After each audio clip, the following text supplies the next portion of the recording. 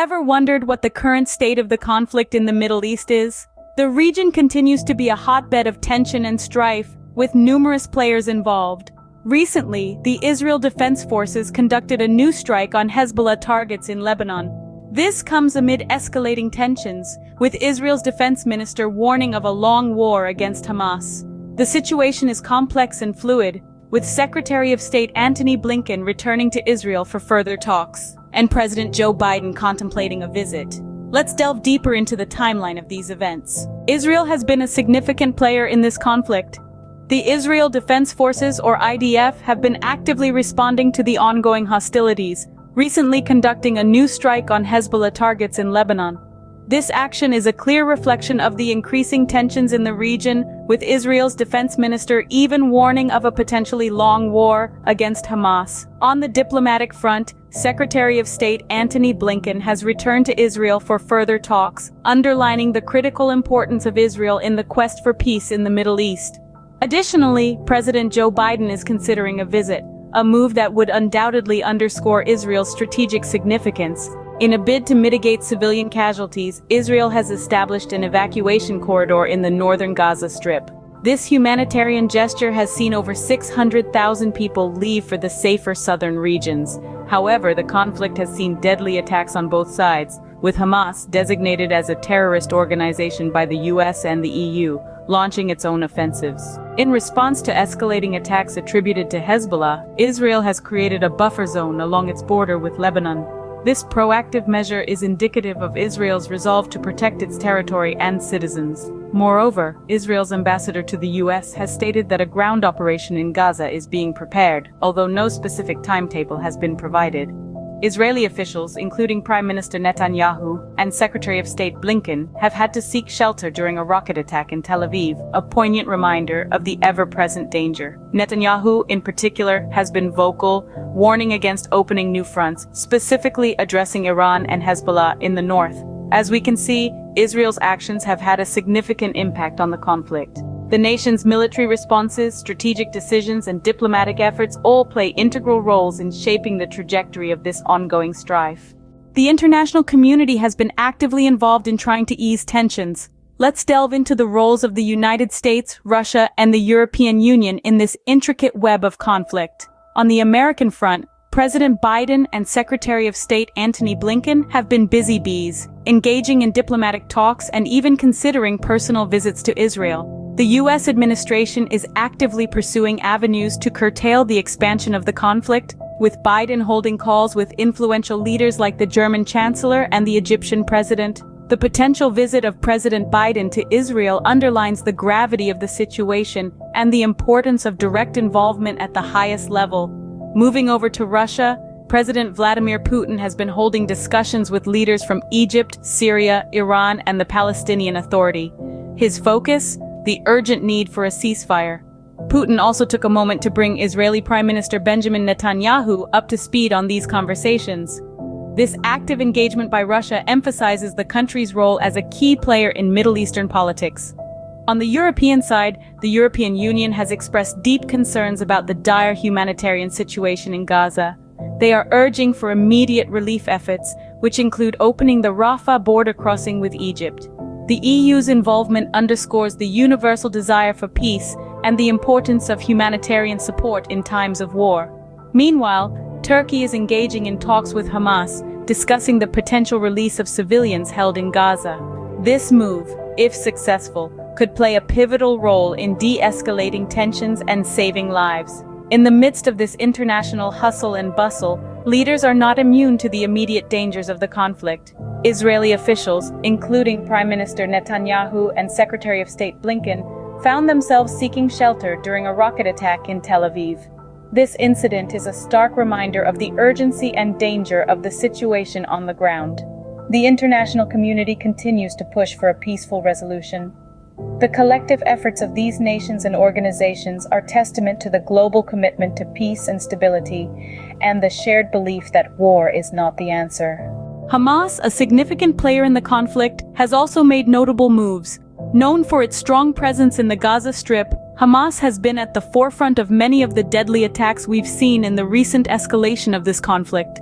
These attacks have not only been directed at military targets but have also tragically resulted in the loss of civilian lives.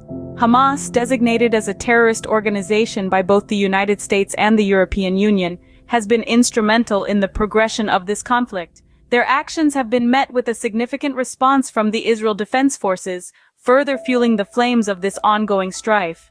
But it's not just about the attacks. A critical aspect of the role Hamas plays in this conflict revolves around the reported holding of around 250 prisoners. This move has drawn international attention and has become a significant point of negotiation. Turkey, a country playing an increasingly active role in the Middle East, has entered into talks with Hamas. These discussions are centered around the potential release of the civilians held in Gaza. This development has added another layer of complexity to an already intricate situation, demonstrating that the role of Hamas extends beyond the battlefield. In the face of these developments, we must remember that the actions of Hamas have repercussions far beyond the immediate conflict. The tactics employed by Hamas, including their use of rocket attacks and their holding of prisoners, have a profound impact on the wider regional dynamics. These actions have significantly contributed to the escalating tensions, shaping the international response and setting the stage for the ongoing diplomatic discussions. But as we delve deeper into this conflict, it's crucial to remember that it's not just about the role of individual actors. It's about the people caught in the crossfire, the humanitarian situation unfolding, and the international community's response. As we continue to monitor the role of Hamas, we must also turn our attention to these critical aspects of the conflict, because in the end, it's about far more than just military maneuvers and political negotiations. It's about lives at stake, homes destroyed, and a region in turmoil. The conflict has had a devastating impact on the civilian population. In Gaza, the situation is particularly dire. Thousands of Palestinians are grappling with the aftermath of Israeli airstrikes. Over 1,200 individuals are believed to be trapped under rubble, a grim testament to the catastrophic power of modern warfare. The physical wounds of war are only part of the story. Thousands more Palestinians have been wounded, their lives forever marked by this conflict. The death toll, a chilling 2,778, continues to rise. Each number represents a human life, a story cut short, a family left to grieve. The European Union has expressed grave concerns about this humanitarian crisis. They've urged for immediate relief efforts to be put into place, an appeal that echoes around the world. Humanitarian aid is essential, but it's only part of the solution. The real change needs to happen at the political level. This brings us to the Rafah border crossing with Egypt. Currently closed, its opening is of paramount importance. The Rafah crossing represents a lifeline for the people of Gaza. It's a gateway to the outside world, a conduit for essential supplies, medical aid, and food.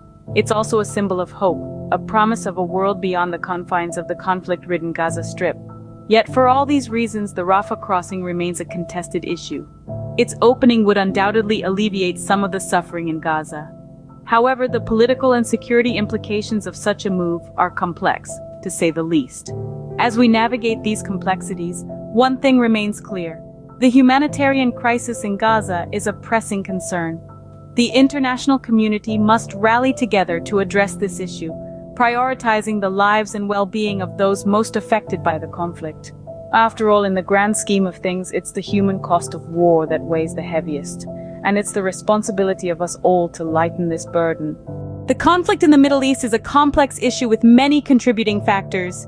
We've delved into the role of Israel, highlighting its recent strikes on Hezbollah targets in Lebanon and its creation of a buffer zone along the Lebanese border. The country is preparing for a potential ground operation in Gaza, indicating the severity of the situation. We also discussed the international involvement with leaders worldwide, including U.S. Secretary of State Antony Blinken and Russian President Vladimir Putin, holding various discussions to ease the conflict. Their efforts are crucial in maintaining a global perspective on the conflict, striving for a ceasefire, and fostering diplomatic relations. Turning our attention to Hamas, we explored their part in the ongoing conflict.